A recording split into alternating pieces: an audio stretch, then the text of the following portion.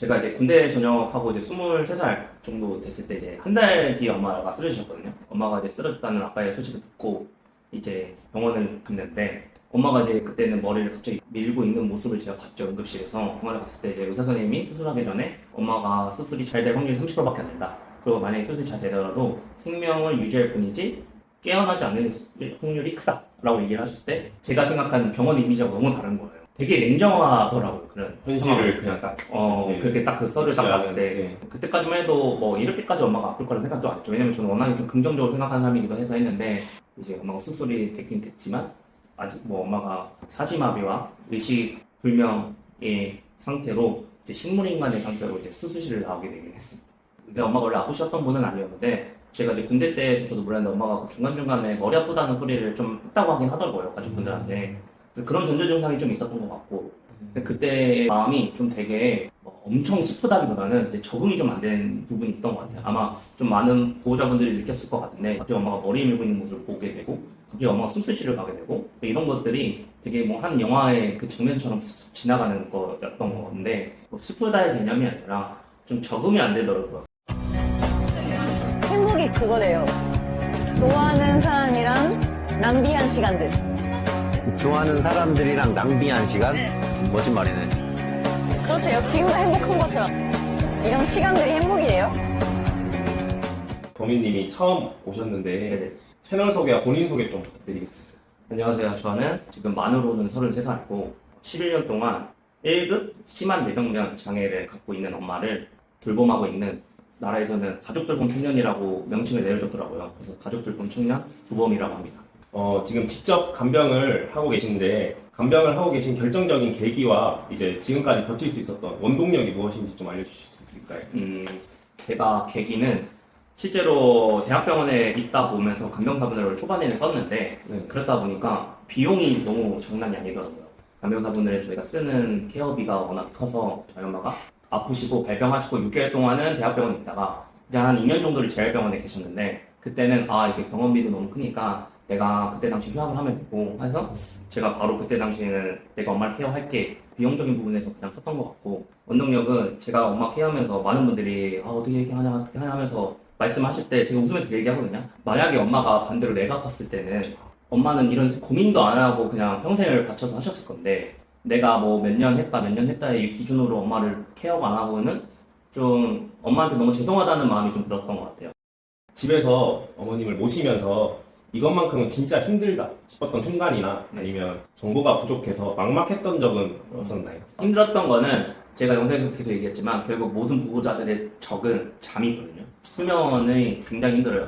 뭐 저희같이 엄마가 강직이나 뭐 이런 와상 환자이신 분들은 2시간마다 깨서 자세 변경도 해주고 폐병도 해주고 네. 기저귀도 갈아주고 또 뭐 치매 환자분들 같은 경우는 또 자다가 깨셔서 잠꼬대를 하시는 분들도 있으시고 네. 그래서 결국 잠 때문에 가장 큰 보호자들 고생을 하고 있는 것 같긴 해요. 그동안 한 번도 엄마를 간병에 대해서 힘들다고 생각한 적이 그렇게 딥하게 한 적은 없는데 한 번 저희 엄마가 한 2달 정도를 내내 안 자보신 적이 있어요. 뭐 1시간도 안 주무신 적이 있어요. 네. 한 4, 5년 전에. 그때는 이게 정신도 피폐해지고 몸도 힘드니까 그때는 처음으로 와 진짜 이거 간병 그만해야 되지 않나 이 생각이 들 정도로 힘든 게 있었는데 지내다 보니까 또 간병을 또 계속 지속하게 되는 건데 결국 잠 때문에 가장 힘들었던 것 같고 제가 11년 전에 엄마가 아팠으니까 요새는 그래도 뭐 인스타그램이나 뭐 이렇게 SNS를 통해서도 정보를 습득하고 AI를 통해서 습득하지만 저는 11년 전만 해도 그런 게 진짜 미비한 상황에서 제가 유일하게 정보를 얻을 수 있었던 거는 주변 분들, 이제 주변의 환자분들, 보호자분들 그분들이 이제 기저귀를 어떻게 갈거나 뭐 자세 변경을 어떻게 하거나 특히 예를 들어서 그런 게 있어요. 제가 지금도 유용하게 쓰는 꿀팁인데 환자가 누워 계실 때 바지를 입히는 거는 배소변이 좀 세거나 그럴 때 바지를 계속 갈아입혀야 되거든요. 환기도 잘 안 되고. 네. 그래서 상의를 거꾸로 입히면 이게 엉덩이 부분이 되게 환기도 잘 되고 기저귀도 묻지도 않고 그런 부분들이 있어요. 꿀팁이 뭐 그런 꿀팁처럼 네네. 그때 당시에는 이제 주변 분들을 통해서 많이 이제 정보를 습득했던 것 같아요. 근데 요즘은 다행히 뭐 AI나 이런 게 너무 잘 돼 있어서. 그럼 그 당시에는 주변 지인분들한테 듣는 정보로만 맞습니다. 이제 다 직접 해보시면서 다 아셨겠네요. 네네 맞어요. 그러면 이제 아무래도 이제 간병을 계속 하시는 입장이시니까 보호자의 이제 멘탈 관리가 굉장히 중요하다고 생각되는데요. 이제 범인님만의 정신적 슬럼프 극복법이나 이것만큼은 국가나 사회가 꼭 도와줬으면 좋겠다 하는 부분이 있을까요?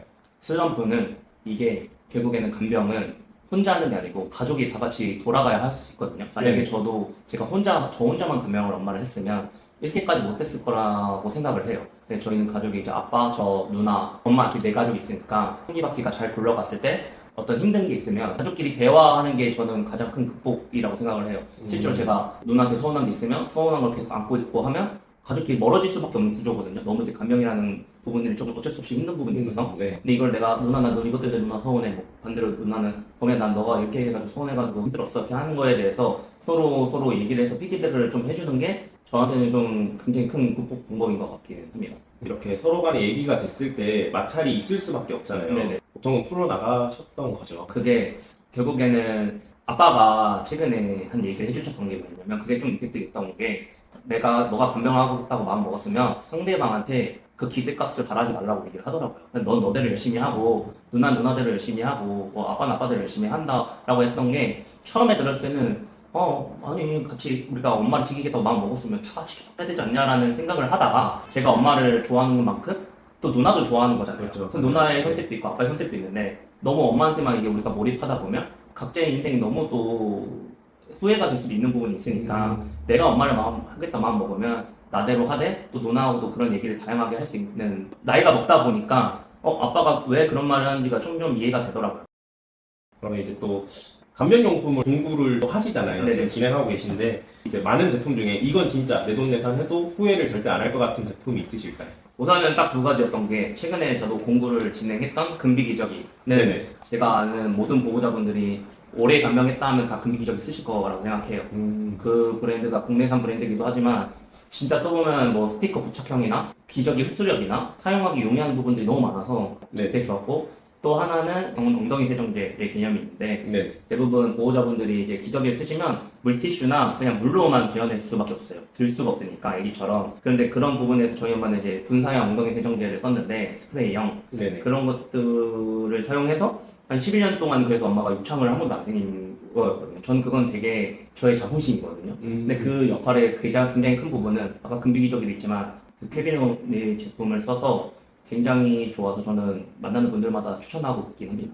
맞아요. 근데 진짜 누워 계시는 어르신들은 욕창이 제가 업무를 하고 있음에도 욕창이 안 생기는 어르신이 없더라고요. 진짜. 근데 이제 그런 제품들을 사용하면 이제 욕창에 대해서는 조금 더 예방 정도만 할수 예방 있긴 정도는 한데 더 수월하게 할 수 있다. 혹시 요즘 요양원이나 주간보호센터 관련 안 좋은 뉴스들이 많이 나오고 있잖아요. 접할 때마다 직접 이제 어머니를 케어하시는 입장에서 좀 남달리 크게 다가오실 것 같은데 혹시 어떤 마음이 드시나요? 그런 뉴스들을 접하실 때? 참 그런 것들을 보면 기사하고 뉴스다 보니까 또 자극적인 부분만 잘 뽑아서 또 사람들을 보게 만들어요. 제가 보면. 맞아요. 왜냐면 제가 봤을 때는 또 잘하고 있는 요양시설도 분명히 있을 텐데 저희는 너무 안 되는 것만 보기 때문에 그래서 저도 어쩔 수 없이 그런 것들을 보면 조금 요양시설에 대한 거부감이 생기긴 생기더라고요. 근데 이 DM을 보냈던 계기도 그런 게 많은 분들이 저희 엄마처럼 제가 직접 간병하는 건데 드무니까 좋아하는 거지 대부분 요양시설 보내려고 고민을 많이 하시잖아요. 맞아요. 네. 근데 실제로 저도 요양시설을 가는 건 저도 각자의 선택이기 때문에 요양시설 가는 것도 좋다고 하지만 실제로 내가 뭐가 좋고 내가 이걸 왜 보내야 되는지에 대해서 정확히 이유를 설명을 못 하겠더라고요. 그래서 오늘 아까 얘기도 많이 들어보고 했을 때 보면 확실히 요양시설이 요새 요양시설이 뭐 주간보호센터도 있고 각 특성에 맞게 부모님을 보낼 수 있게 좀 더 변하고 있다고 느끼긴 해서 좋은 것 같긴 한데 네네. 아무래도 이런 좀 안 좋은 기사를 보면 진짜 마음이 좀 많이 아프긴 하죠. 만약에 조범이님이 나중에 정말 어쩔 수 없이 외부 시설에 이제 주간보호센터나 요양원의 도움을 받아야 된다면 이것만큼은 진짜 절대 타협 못한다 하는 기준이 있으실까요? 이건 있는 게 무조건 청결이긴 해요. 아, 제가 진짜 간병병원에 있다 보면 간병사분들이 진짜 많이 보는데 결국 간병사분들의 영역이 어디서 많이 갈리냐면 청결의 부분에서 많이 갈려요. 청결을 잘 하시는 간병사분이 최고예요. 근데 좀 아끼시거나 막 위생 상태 그렇게 좋지 않으신 분들은 환자가 급속도로 좀 안 좋아집니다. 욕창도 생기고 그 뭐 피부 발진도 많이 생기고 만약에 제가 그런 시설을 보게 되면 청결적인 부분들을 가장 중요하게 볼 것 같긴 해요. 맞아요. 이제 젊은 사람들이랑은 다르게 어르신들이 이제 나이가 또 있으시니까 조금만 환경이 달라지거나 안 좋아도 확확 이제 상태가 안 좋아지시긴 하시더라고요. 네네, 맞아요. 맞아요. 그래서 청결 관리 부분은 진짜 제가 생각해도 굉장히 중요한 부분이라고 생각합니다. 부모님이 낮 시간 동안만이라도 정말 내 집처럼 편안하게 쉴 수 있고 범인님도 이제 안심하게 맡길 수 있는 만약 이상적인 주간보호 센터가 있다면 이용해 보실 의향도 있으실까요? 제가 봤을 때 저희 엄마는 이제 이미 아프시니까 그냥 병원에 가시면 그렇게 가고, 아까 저도 얘기 들어봤을 때 아버지가 이제 조만간 은퇴도 생각을 하고 계시고 한데, 네네. 저희 아빠가 오히려 요양원보다는 이런 주간보호 시설 가면 아빠도 요양원보다는 조금 더 경계심이 덜할 것 같긴 해요. 어쨌든 부모님 입장에서도 요양원을 간다는 이런 인식이 그렇게 좋진 않아요. 내가 왜 나이도 아주 다 건강하고 한데 내가 왜 거기 가? 보다는 아빠 요새 어르신들을 위한 뭐 학교가 생겼어의 개념인 거잖아요. 그렇죠. 놀이방이 생겼어라고 했을 때 부모님을 모시고 왔을 때는 너무 좋을 것 같긴 해요. 저는 오히려 요양원보다도 주간보호시설이 좀 더 보호자 입장에서는 괜찮은, 보호자도 그렇고 가시는 분들도 좀 더 좋게 갈 수 있지 않을까. 그래도 이제 잠깐 유치원처럼 이제 갔다가 오시는 센터니까 그것도 그 느낌이 다른 것 같아요. 요새 뭐 65세, 70세만 돼도 정정하신 분들 정정하신 분들 너무 많아서 뭐 주간보호센터나 아까 뭐 데이케어, 데이케어 센터. 뭐 이런 네. 느낌으로 하면 좀 많은 분들이 좀 애용하시지 않을까 싶습니다. 아, 네, 감사합니다. 지금 이 순간에도 집에서 이제 부모님을 모시면서 몸과 마음이 지쳐가는 수많은 가족 간병인들한테 해주고 싶은 말씀이 있다면 무엇이 있습니까? 제가 좀 말씀드리고 싶었던 게 꼭 막 간병을 길게하거나 뭐 돌봄을 오래 한다고 해서 이게 좋은 효도의 문제는 아니라고 생각을 해서 그냥 각자 상황에 맞춰서 부모님한테 할 수 있는 뭐 최대한 노력과 정성을 해주는 것만으로도 너무 대단하신 일을 하고 있다고 저는 말씀드리고 싶습니다. 아, 네. 너무 좋은 말씀 감사합니다. 아, 네. 마지막으로 이제 범인님도 앞으로의 계획이나 뭐 하고 싶은 말 같은 거 한마디만 해주시면 감사할 것 같습니다. 네.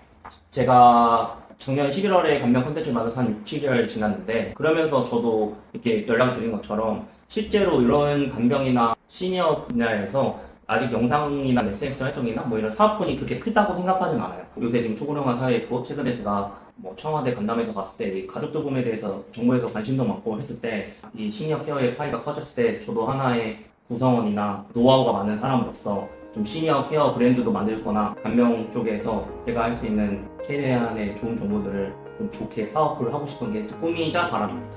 아, 네. 너무 좋은 말씀 오늘 해주셔서 감사합니다. 감사합니다. 감사합니다. 네.